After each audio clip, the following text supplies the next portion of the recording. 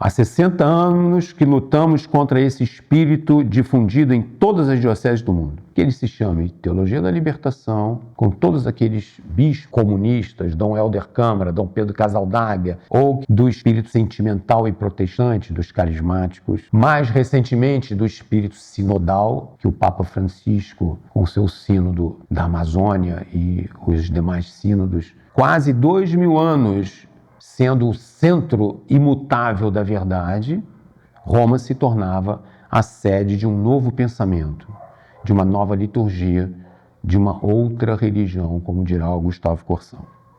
Houve uma grande discussão sobre o latim.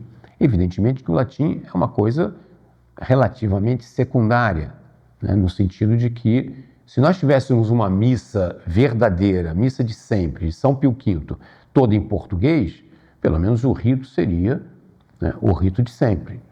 Então, nós queremos o latim, nós preservamos o latim, por quê? Porque ele protege da corrupção da língua, porque a semântica vai variando nos países, né? O significado que se dá para as palavras vai cambiando, vai mudando. Então, o latim preserva.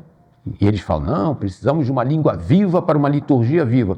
Não, nós precisamos de uma língua morta que não varia, para preservar a doutrina. E é isso que Dom Antônio de Castro Maia falou na aula conciliar e outros bispos conservadores. Mas o ataque dos progressistas era ferrenho. Eles não iam perder a parada.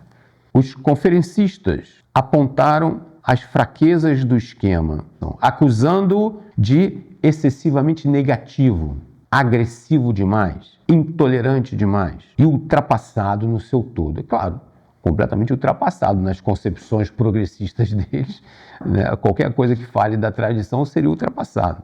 Uma das maiores objeções era que o esquema falava não de uma fonte da revelação, mas de duas. Como assim? É evidente que ele falava de duas fontes da revelação, porque a doutrina católica dogmática é dogma de fé, que são duas as fontes da revelação. Em primeiro lugar, a tradição não escrita, a tradição oral, a transmissão de papa a papa das verdades reveladas por Deus, mas que não foram escritas na Bíblia. Esta é a fonte primária da revelação. Isso é doutrina católica do catecismo básico.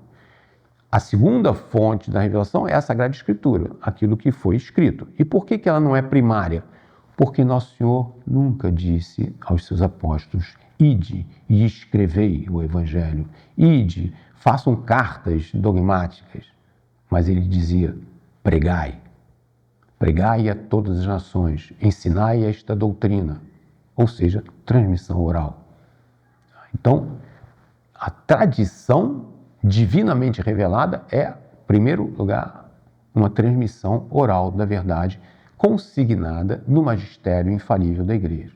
E depois, nas Sagradas Escrituras. Daí a necessidade das Sagradas Escrituras serem protegidas pela Igreja, protegidas pelos papas, para que não se introduzam novas traduções que possam pôr em risco a integridade daquilo que foi revelado. Foi nessa ocasião da discussão sobre a liturgia em que o cardeal Ottaviani, falando na aula conciliar, defendendo com muita ênfase que ele era muito corajoso, a posição tradicional da Igreja, foi humilhado e derrotado pelos 2.500 bispos, mais ou menos, presentes na nave do Vaticano. Porque o cardeal Frings, se não me engano, começa a ficar nervoso com o depoimento dele. Ele sabia convencer. Então ele começa a olhar no relógio. Eles tinham um prazo para falar. E ele começa a olhar no relógio e fazer sinal para os outros. O tempo dele já esgotou, o tempo dele já esgotou. Todo mundo esgotava o tempo, mas o Ottaviano não podia esgotar o tempo. Ele toca uma sineta para dizer que... Mas o Ottaviano estava tão empolgado com a sua defesa que, já velhinho também, né, nem escuta a sineta. Então, o que ele faz? Corta o microfone e ele continua falando, mas ninguém ouve mais nada e todo mundo cai na gargalhada. Isso é o Concílio Vaticano II.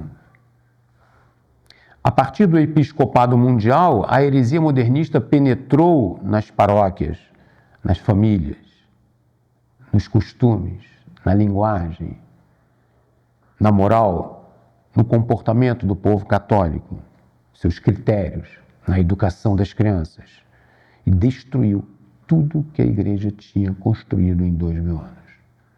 Não sobrou pedra sobre pedra. Tudo que tinha sido construído com o sangue dos mártires, com a doutrina dos confessores, com a santidade das virgens, tudo por água abaixo.